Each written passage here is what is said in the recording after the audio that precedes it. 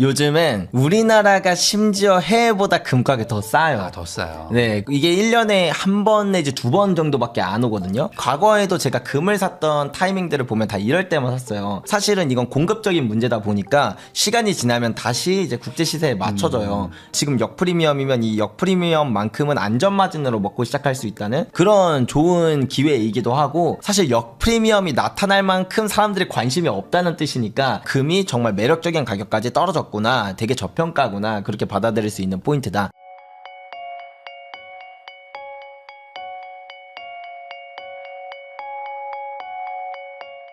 금투자 전문이시죠. 스테커스의 조규현 대표님을 모시고 이야기 나누고 있는데요. 우선은 이제 과거에 보면은 연초였나요? 그때 뭐 김치 프리미엄이 이제 금에도 붙어가지고 사람들이 뭐 금을 사겠다고 난리를 정말 쳤는데, 지금은 완전 또 반대 분위기인 것 같아요. 요즘에 금 얘기하는 사람들 없거든요. 그렇죠. 거꾸로 요즘에 이제 역 프리미엄 뭐 이런 것도 붙은 상태인가요? 어때요? 요즘엔 우리나라가 심지어 해외보다 금가격이 더 싸요. 아, 더 싸요. 네, 이게 1년에 한 번 내지 두 번 정도밖에 안 오거든요. 네. 그래서 저는 과거에도 제가 금을 샀던 타이밍들을 보면 다 이럴 때만 샀어요. 이런 타이밍, 우리나라가 역프리미엄이라는 건 사실은 이건 공급적인 문제다 보니까 시간이 지나면 다시 이제 국제 시세에 맞춰져요. 그렇다라는 건 지금 역프리미엄이면 이 역프리미엄만큼은 안전마진으로 먹고 시작할 수 있다는 그런 좋은 기회이기도 하고, 그리고 또 하나는 사실 역프리미엄이 나타날 만큼 사람들이 관심이 없다는 뜻이니까 네. 인간 지표상 이 정도 되면 사실 가격이 거의 떨어질 만큼 떨어졌다, 이렇게도 판단할 수가 있거든요. 그래서 지금은 이제 그런 다양한 부분을 생각해 볼 때 금이 정말 매력적인 가격까지 떨어졌구나, 되게 저평가구나, 그렇게 받아들일 수 있는 포인트다, 이렇게 볼 수 있을 것 같습니다. 그러니까 지금 금 투자, 뭐 그러니까 귀금속 뭐 이런 거 반지하고 이런 게 아니라 그냥 순수하게 금을 사서 돈을 벌 목적으로 소유한다라는 수요는 정말 뭐 최저 수준이라고 봐야 되나요? 네, 맞아요. 실제로 저희 회사가 이제 작년 말에서 올해 1월 정도까지가 진짜 엄청나게 수요가 강했거든요. 그때는 금이 없어서 못 팔았던 때도 많았어요. 네. 근데 지금은 매물도 많고, 이제 저희는 이제 중개 거래를 하니까 판매자들의 매물도 꽤 많고 수요도 사실 뭐 그렇게 잘 없어요. 근데 요즘에는 이제 슬슬 그 수요가 좀 붙고 있는 모습이 나타나고 있기는 하지만, 그래도 여전히 이제 그 한창 핫했을 때랑 비교하면 거의 4분의 1에서 5분의 1 정도까지 줄어들었고, 반대로 금을 팔러 오는 사람들은 정말 많습니다. 근데 이게 진짜 제일 많았을 때는 3월이 가장 심했고, 2월, 3월은 원래 저희가 이제 금을 매입하는 양보다 한 3배 정도 더 많은 그런 양을 매입할 만큼, 심지어 나중에는 저희 회사에 자본이 동나가지고 매입을 못할 만큼 그 정도로 사람들이 많이 팔러 왔었거든요. 네. 예, 그래서 이제 저희뿐만 아니라 이제 시장 전체에 그 정도로 금이 이제 매도가 쏟아지니까 국내 가격이 계속 떨어져요. 그러니까 국제 시세는 하나도 변함이 없는데 네. 국내 시세가 그냥 뚝뚝뚝뚝 떨어지는 거죠. 근데 그런 일이 발생할 만큼 좀 이제 이런 시장의 분위기가 그런 매도세가 되게 강했다. 그리고 지금도 어느 정도 좀 있는 상황인데 확실히 2월이나 3월보다는 좀 많이 완화된 모습이 보여지고는 있다, 이렇게 보면 될 것 같아요. 그러면은 그분들이 이제 금을 팔러 온다고 했는데, 혹시 뭐 팔아서 뭘 한다 뭐 이런 얘기 뭐 들은 거 있어요? 왜냐면 인간 지표를 또 따져봐야 되니까. 그게 뭐 제가 직접 물어보진 않았는데 이제 직원분들이랑 매주 월요일마다 이제 회의를 하거든요. 회의를 하면서 요즘 뭐 사람들 분위기가 어떻냐 이런 것들 제가 보고 이제 그런 이제 데이터들 쭉 뽑아가지고 이제 이렇게 이야기를 하는데, 그때 뭐라고 얘기를 하냐면 이제 점장님도 그 이렇게 매입하면서 손님들이랑 얘기를 할 거 아니에요. 그러면은 보통 한 팔러 온 사람의 한 이제 10명이 있으면 한 3-4명 정도는 주식 얘기를 그렇게 많이 한다고 하더라고요. 다 주식이죠. 예, 아무래도 사람들이 가격 오르는 거에 좀 관심을 많이 갖고, 제가 작년에 한때 이제 또 매장에서 직접 매입을 했었던 적이 있었거든요. 네. 그때도 작년 정확히 몇 월인지 기억이 안 나는데 아마 한 6월에서 7월 사이였던 것 같아요. 그때도 사람들이 금을 또 엄청 팔러 왔거든요. 그래서 이제 궁금하니까 물어보잖아요. 이거 팔고 뭐 하세요? 물어보면 그때는 또 비트코인이라 비트코인 사러 간다. 네, 암호화폐 사러 갔는데 그때 또 핫했던 시기였던 것 같아요, 제 기억에. 그래가지고 역시 사람들이 추세를 볼 줄 아는 건지 아무튼 그쪽으로 많이 가시더라고요. 반대로 얘기하면은 어쨌든 지금 인간 지표상 하여간 주식으로 많이들 넘어가 있는 상태고, 금은 좀 빠지기도 했고 또 재미도 없고 하니까 이제 쓱 정리하고 갔다 올게 뭐 이런 느낌인 거군요. 네. 그러면 이런 상황이면 어쨌든 역 프리미엄이 붙는데, 최근에 뭐 보니까 이제 한국 금거래소 KRX 금거래소에서 또 해외 금을 또 추가로 뭐 공급을 한다 뭐 이런 얘기가 있다고 하는데, 이게 어떤 의미인가요? 이 KRX 시장의 일단 구조부터 좀 설명을 드려야 되는데, 우리나라에서 이제 2014년에 국가가 금거래를 좀 양성화하고자 하는 취지에서 만든 게 KRX 금시장이거든요. 네. 여기서는 이제 우리가 흔히 주식 어플로 이제 주식 투자하듯이 그 주식 어플에서 금을 쉽게 투자할 수 있는 이런 플랫폼을 만든 거예요. 여기서 이제 만약에 이제 일반인이 금을 뭐 100g 샀다. 그럼 100g치 실물이 이제 한국예탁원에 보관이 되고 이제 여기서 이제 뭐 그런 금을 그 실물 금을 우리가 인출하지는 않는 형태로 그냥 쉽게 매수매도하면서 수수료도 되게 싸요. 한 0.3% 그리고 사고 팔 때 어떤 세금도 없기 때문에 네. 그렇게 정말 많은 혜택을 줬거든요. 그러면 이제 어쨌든 그 KRX 시장에서는 한국예탁원에 실물금을 넣어야 되잖아요. 그럼 그 실물금을 어디서 가져오냐? 요거는 원래는 그 KRX의 회원사들이 있거든요. 이제 뭐 금거래소들 이제 그런 네. 회원사들이 그 KRX 시장에 그 공급자로서 유동성 공급자로서 이제 금을 이렇게 공급을 해줬었어요. 근데 이 김치 프리미엄이 높을 때 이제 어찌 보면 금거래소들이 이제 KRX 시장에 이제 금을 넣어주면서 어떤 이제 그런 뭐 마진도 이제 좀 챙길 수가 있게 되잖아요. 근데 그렇다 보니까 KRX 시장에서는 금이 부족해지면은 뭐 우리나라만 가격이 이렇게 팍팍팍팍 튀니까 이런 걸 좀 완화하고자 하는 취지에서 이제 그러면 해외 정년 업체들도 이제 전면 개방하고 그쪽에서도 이제 금을 받아오겠다 이제 요렇게 얘기를 하는데 자 여기서 이제 문제가 뭐냐면 사실은 이전부터도 그 수많은 귀금속 커뮤니티에서 이런 말이 나왔었어요. 네. 오케이 KRX에서 실물 금으로 거래하는 건 알겠다. 근데 그게 한국예탁원에 정확히 금이 있는 게 맞냐라는 얘기가 있었거든요. 왜냐면 저도 이제 KRX나 이제 한국예탁원에 둘 다 전화해가지고 이제 물어봤었어요. 금이 1대1로 커버리지가 되어 있냐 했더니 그건 알려줄 수가 없대요. 네.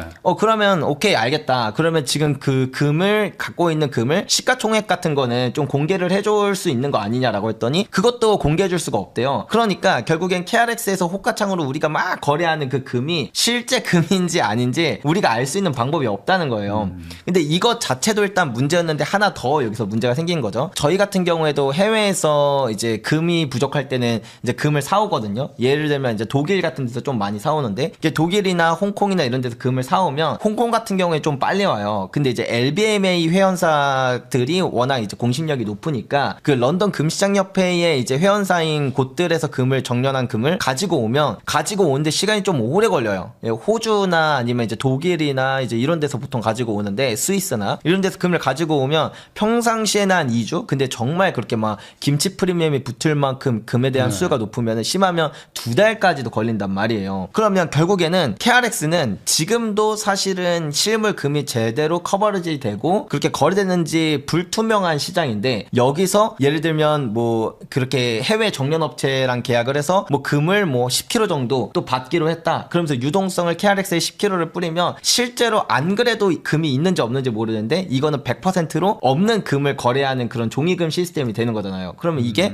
선물 거래랑 뭐가 다른 거냐가 이제 되는 게 핵심이죠. 이제 사람들이 KRX를 좋아했던 이유는 이제 실물을 기반으로 하고 있는 그런 금거래 플랫폼이다 보니까 좋아했던 건데 이제 뭐 이제 이런 부분에서 좀 업계랑도 여러 가지 싸움이 있고 그 다음에 무엇보다 투자자들이 되게 많이 불안해하는 요소 중에 하나가 된 거죠. 그러니까 뭔가 어떤 특별한 사건이 터졌을 때 금 주세요 하면은 KRX가 언제든지 줄 거라는 그 믿음이 있기 때문에 사람들이 투자를 했던 건데 이제는 금 주세요 하면 좀만 기다려보세요 이렇게 나올 확률이 매우 높아졌기 때문인 거죠. 예, 해외금을 공급한다는 게 실물을 가지고 온다는 얘기가 아닌 거예요? 실물 금을 가지고 오는데 이제 그게 시차가 있겠죠. 뭐 2달이든 뭐 아니면 정말 길어지면 4달이든 시차가 있는데 어찌됐든 그 2개월이든 4개월 뒤엔 분명히 올 거니까 일단 유동성부터 풀을 수 있는 거죠. KRX는 그만큼 그냥 호가만 채워넣으면 되는 거니까. 단기적으로는 선물 거래를 하고 있는 거잖아요. 네, 맞죠. 그런데 만약에 뭐 정말 이런 뭐 이란 전쟁처럼 뭐 막혀 있다든지 네. 뭐 그렇게 되면 어떻게 되냐? 네.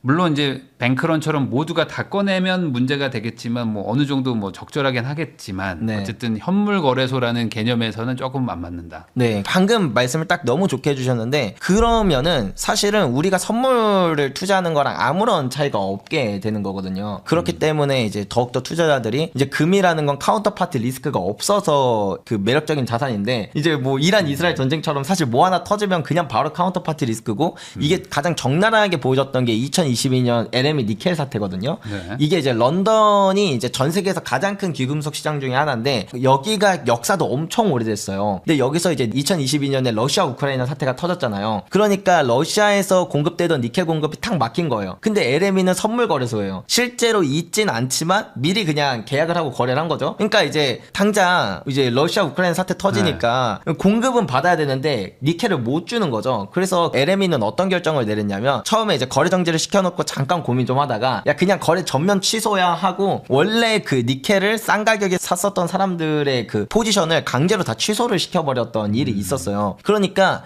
지금 이 KRX의 구조가 이전까지도 사실은 좀 불투명해서 어떤 투자자들이 이게 제대로 커버리지 되는 게 맞냐, 네. 정말 적시에 내가 금을 뺄 수 있는 게 맞냐에 대한 그런 부분에 의문이 있었지만 이젠 거의 100% 확실하게 이거는 뭐 카운터파트 리스크가 있는 형태로 가는 일종의 선물 시장이 되어버리는 이제 방향으로 가는 거에 대해서 투자자들도 정말 많이 반대를 하고 있는 상황이고 그렇게 되면은 결국에 이런 정책이 뭐 현물을 가지겠다는 어떤 그런 수요로 좀 더 옮겨갈 확률도 있을까요? 맞아요. 그렇게 될 확률이 되게 클 것 같아요. 근데 이 현물이라는 거는 어쨌든 간에 뭐 세금도 붙고 하니까 네. 이래저래 KRX가 투자만 봤을 때는 유리한 구조이긴 한데 그럼에도 불구하고 현물로 간다. 저는 그럴 것 같은 게 일단은 그냥 효율만 따지면 아까 말씀드렸던 것처럼 굳이 KRX 시장이 없어도 선물 투자해도 되고 아니면은 이제 ETF 같은 경우에는 좀 세금이 있으니까 뭐 양도소득세 이런 게 있으니까 ISA 계좌나 뭐 IRP 계좌 같은 것들을 네. 이용할 수도 있잖아요. 근데 이제 결국에는 그런 어쨌든 세금적인 문제는 해결할 수 있는 방법은 굳이 KRX가 아니어도 많은데 편한 방법들도 많고 한데 근데도 사람들이 KRX를 좋아했던 이유는